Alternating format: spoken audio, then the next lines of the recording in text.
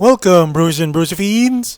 My name's Albert von Stollen, and today I'm gonna be reviewing episode 12 of Taishou Otome Otogibanashi. This is quite the blessed episode.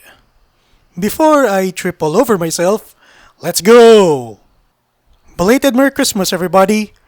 New Year's is just around the corner. The project, which involves the church, is up, albeit in a different form. With the end of this anime comes the end of an era. Although this is not gonna be the last review that I'll make on this anime. I'll be reviewing this anime in full around January or so.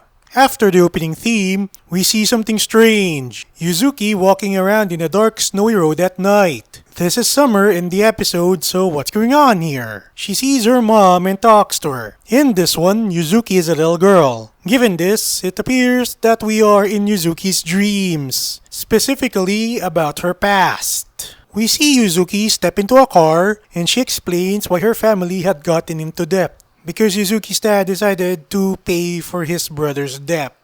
This entails that Yuzuki is gonna marry Tamahiko, and that will pay off the debts that are incurred to the Shima family. This happens before the events of episode 1. We also notice how Tamayoshi sees his son Tamahiko, useless because of an accident. From there, it's all flashbacks from previous episodes, but from Yuzuki's point of view. She feels unease because she cannot tell Tamahiko how she feels about him. She even tries to write a love letter or two, but to no avail. After this, we see another flashback. This time from the earthquake. She helps Midori get to safety, but alas, they got separated by a firestorm. From there, she helps two kids to safety before falling asleep due to exhaustion. We see Yuzuki back in snow, walking, but had become covered in snow before seeing a bright light. She runs towards the light and wakes up. Upon seeing Tamahiko, she kisses him and confesses her feelings towards him. Yuzuki is braver than the e-girls of Twitter.com and TikTok.com combined. One day, I will be making that video about her, but this is not the time. Tamahiko tells her that they're in public and she blushes before telling her that she's in Tokyo Station and that the hospitals had burnt down in the fires of the earthquake. Yuzuki asks where are the kids in Midori. Tamako says that Midori is in the Ueno maternity clinic with Midori's man. Meanwhile, Kotori says that the kids are alright. After this, Tamasuke introduces himself. Tamako is happy that Yuzuki and Kotori are in the same room as her, while Ryo says that Yuzuki needs to rest. Seeing Ryo introduce herself to Tamako always makes me laugh for some reason. Tamahiko then feeds Yuzuki some porridge and they end up blushing together. All of a sudden, Tamayoshi and Tamayo show up. Tamayoshi tells Tamasuke that since Tamaki is injured due to the quake, Tamasuke needs to abandon everyone in Tokyo Station just so that Tamasuke can tend to Tamaki. Tamayoshi then asks what's Tamahiko doing there as Tamayoshi treats Tamahiko as a dead man. Tamasuke tells it like it is, that Tamahiko the Gigachad had gone to Tokyo to find Yuzuki and that he's made a referral to a different doctor. After this, we see a montage of Tamahiko, Yuzuki, and their friends helping out with the earthquake recovery efforts with Dr. Tamasuke. A month later, we see that Yuzuki, Tamako, Ryo, and Kotori are making food in the kitchen. Kotori mentions that since Yuzuki is well endowed, she should wear Western clothing such as a wedding dress, and Yuzuki gets flustered over it.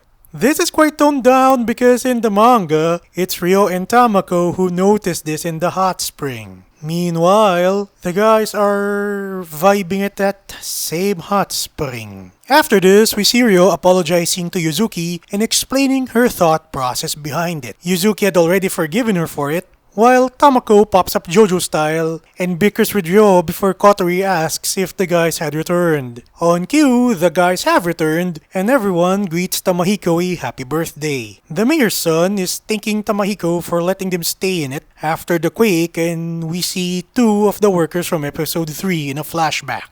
All these continuity callbacks are quite good, I dare say. Tamahiko thanks them. He thanks Tamako for giving him the resolve to study. He thanks Kotori for her songs, giving him the encouragement to take that exam in episode 8. He thanks Ryo for coming with him to Tokyo. And he finally thanks Yuzuki for being alive. He also thanks Hakuryu for being his friend. Kotori sings and the episode ends. The song is from episode 9 no less. We now see Tamahiko and Yuzuki praying at that little fox statue up the mountain from episode 3. After this, Yuzuki confesses her feelings again before telling him that she wants more kisses and hand-holding. That leads to babies. Tamahiko says that Yuzuki is pure before saying that while a person may face all sorts of problems, but if someone's there for that person, then that person can go bounce back. One day, I'll be making a separate video about that line from Tamahiko. He then says that he wants to be that guy before kissing her. This episode follows chapters 21, 22, 22.5, 23, 24, and 26 from the manga. We see what has happened to Tamaki, that the guy is heavily injured because of the earthquake. Yuzuki's dream sequence shows us what's inside Yuzuki's mind, and it shows us what she really feels about the whole thing. That she's fallen in love with Tamahiko. The whole sequence is well animated. I'm noticing that this is quite odd. The manga ends in chapter 38. Ending it here is odd because then we won't see how Tamahiko stands up to his dad. That being said, the romantic ending is quite decent. Seeing Tamahiko, Yuzuki, and their friends help out is quite a good sight as it's expected. It also shows that after a disaster, people tend to help each other. We also notice how Tamayoshi treats people as something to be used. This is evident by how he treats Tamahiko as a useless dead man. He favors and values Tamaki more than Tamahiko as Tamaki is the heir to the Shima fortune. This was why he told Tamasuke to leave Tokyo Station behind to tend to Tamaki. I recommend this episode as this episode is a fitting ending to the series. In January, I'll review the entire series in one video and speculate about Taishou Otome Otogibanashi. Please like, share, and subscribe, and it's gonna help, bros and brosophines.